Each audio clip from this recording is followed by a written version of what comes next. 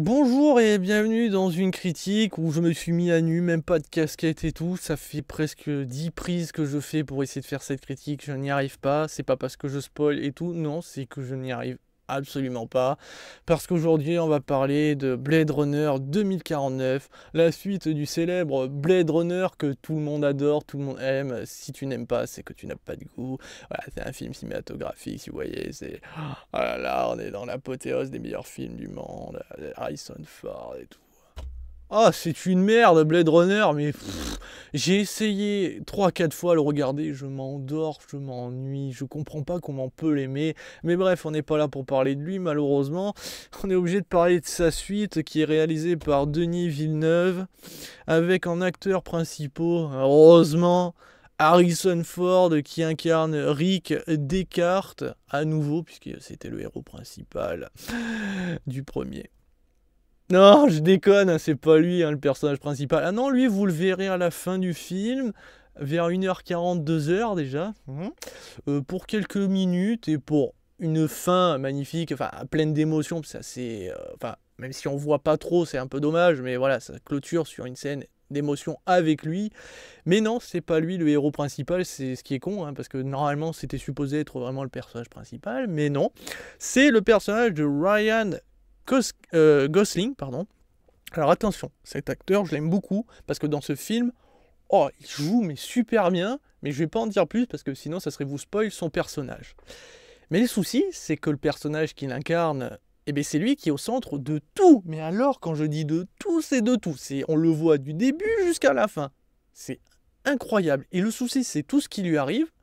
Tu te dis que c'est bizarre, c'est gros quand même. C'est pas possible que ça soit.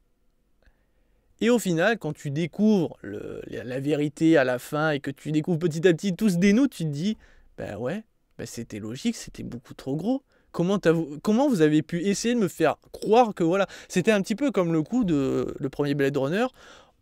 À un moment, il y a une question qui est posée donc à Rick Descartes.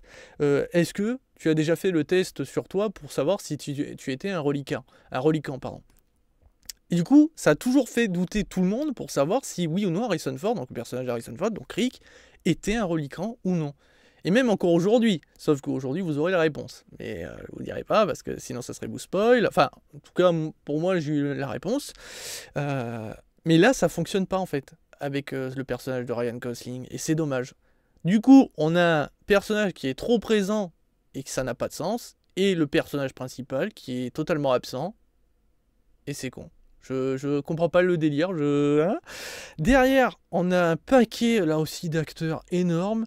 On a Anne de Arms, on a Julia Hall, Lamy James, Jared Leto, David Bautista, et encore j'en passe, c'est des meilleurs. Vous imaginez qu'on utilise un casting de fou, les trois quarts vous les verrez que quelques secondes, ou pour certaines un peu plus quand même, et ils sont sous-exploités. Il y a un acteur qui était dans Blade Runner, premier du nom, qui revient ici pour faire du fan service, quelques secondes, donc je vais pas le mentionner pour éviter de vous gâcher la surprise. Ça m'a fait plaisir de le revoir parce que je l'ai reconnu de suite et pourtant il a mal vieilli lui aussi.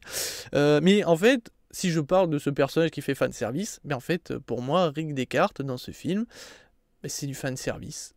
Il est juste là parce que c'est Harrison Ford, que c'est Blade Runner, on veut le voir. Techniquement, il est supposé être là parce que c'est l'histoire.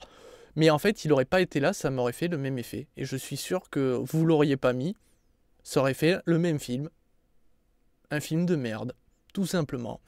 Du coup, on va commencer par les points positifs, et attention, accrochez votre slip, parce qu'il y en a au moins un.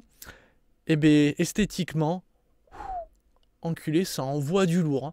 Oh mon dieu, ah non, vraiment, c'est pour moi comme le premier Blade Runner, autant je trouve tout nul, autant esthétiquement, même encore aujourd'hui, je le trouve vraiment agréable. Bon, bien sûr, les effets spéciaux ont certainement très mal vieilli, c'est vraiment très sombre, c'est un peu dommage, mais je trouve que Blade Runner avait une esthétique et j'adorais ce film pour ce côté-là. Et derrière, sa suite est encore plus haut côté esthétique, parce que forcément le budget et bien sûr les technologies au niveau des effets spéciaux, ça envoie du très très lourd. Là, la ville, on va la voir, on va nous montrer quand même à quel point c'est gigantesque, on va nous montrer à quel point c'est le chaos, parce que c'est vrai que dans le premier, on voyait que c'était la merde, parce qu'il y avait beaucoup de gens, il y avait beaucoup de passants, on pouvait pas se déplacer, mais on voyait pas à quel point, en fait, tout est resserré, que c'est des blocs, et qu'il y a des milliards de personnes dans des petites zones, et du coup, on comprend là encore plus à quel point c'est le chaos. Là aussi, il pleut tout le temps. Alors dans le premier Blade Runner, moi je pensais que c'était un choix esthétique, mais non, en fait, là dans ce film, on comprend encore mieux pourquoi il pleut en fait dans cette ville constamment, assez régulièrement. Enfin, c'est pas mentionné, on nous donne pas une explication, mais vous le comprenez en voyant certaines choses. Après, je rassure quand même un petit peu tout le monde, on ne va pas être que dans la ville. Comparé au premier, là il y aura beaucoup plus d'environnement, enfin beaucoup plus, il y aura 2-3 environnements en plus, même s'ils sont aussi dans le chaos, mais ça fait plaisir de partir à l'extérieur, de voir de la lumière, de voir des couleurs un petit peu, parce qu'il faut savoir quand même que le film est aussi assez sombre. Derrière, la ville est truffée d'hologrammes et tout ça, et ils se sont régalés.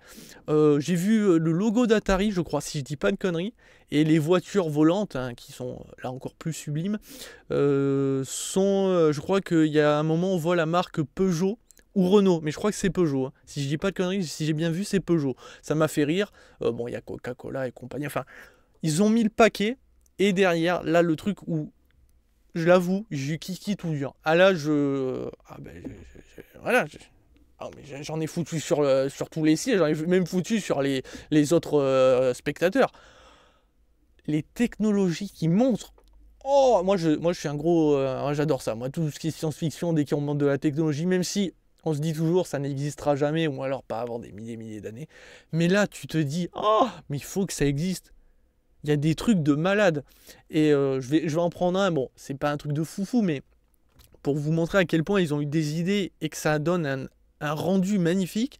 Donc il y a un hologramme, et en fait il y a une personne qui bouge pas, et l'hologramme se met dessus pour former le corps de la vraie personne, et essayer de se synchroniser pour que, par exemple, quand la vraie personne lève les mains, l'hologramme lève les mains en même temps, et du coup, l'hologramme et la vraie personne ne font plus qu'un, et ça donne une esthétique, et là, ça donne une scène magnifique, parce que toutes les scènes ne sont pas ajoutées, il y en a quand même qui sont assez poétiques, assez magnifiques, et là, j'étais là, putain.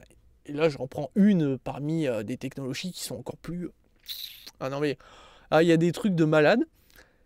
Et puis c'est tout, parce qu'après, on va maintenant attaquer les points négatifs. Et le premier point négatif, 2h43 de film, où il se passe rien. Il faut le faire. Parce qu'en fait, dans ce film, ils se sont dit que chaque scène où il va avoir un peu d'émotion, on va la prendre et on va la tirer. C'est-à-dire qu'on va prendre une tartine géante et on va prendre un peu de beurre et on va essayer de tartiner toute la tartine avec un petit morceau de beurre. Et bien c'est toutes les scènes comme ça. Et pour moi, la pire scène, ça a été qu'ils ont réussi à gâcher à cause du son. Ça va être l'autre point négatif, énorme, le son. Un personnage doit chercher un objet, et quand il va le trouver, enfin entre guillemets, la scène va durer. Ça veut dire qu'il ne va pas se contenter de la prendre, on va le voir soit touché ou non, et il se barre. Non, non, là, tout va être lent, très lent. Et normalement, dans une scène où il y a de l'émotion, où il peut avoir du drama, ou voilà, on va jouer un peu de piano, où on coupe le son, et on écoute juste les bruits sonores du film. Non, ici, qu'est-ce qu'on fait ?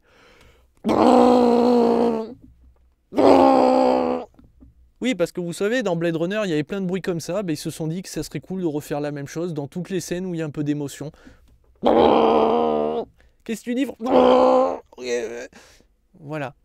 Et en plus, rajouter à ça qu'il y en a tout le temps, ça veut dire qu'il n'y a pas une seconde dans le film où il n'y a pas de bruit ou de musique. Si, sauf, je suis un menteur, à un moment, pendant 10-15 secondes, je crois, il n'y a pas un bruit. Enfin, il y a le bruit simplement des pas, tout ça, mais pas de musique, ou elle est très très douce. Mais sinon, c'est... Ouais, c'est que de ça.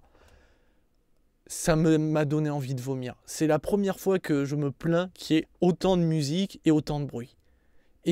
Et désolé, venez pas dire que c'était stylé à l'époque, parce que même à l'époque, c'est exactement les mêmes bruits, hein. Enfin, il y a des nouveautés, il y a des choses différentes.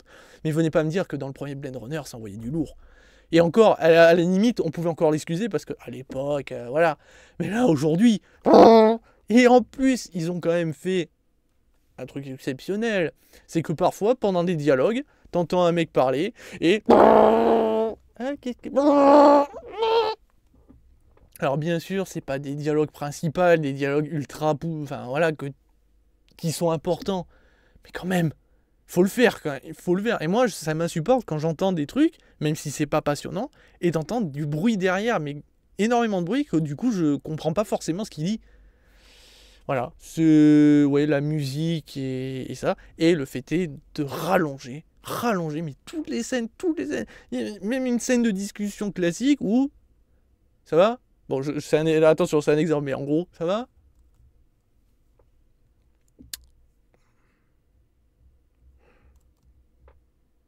Ouais.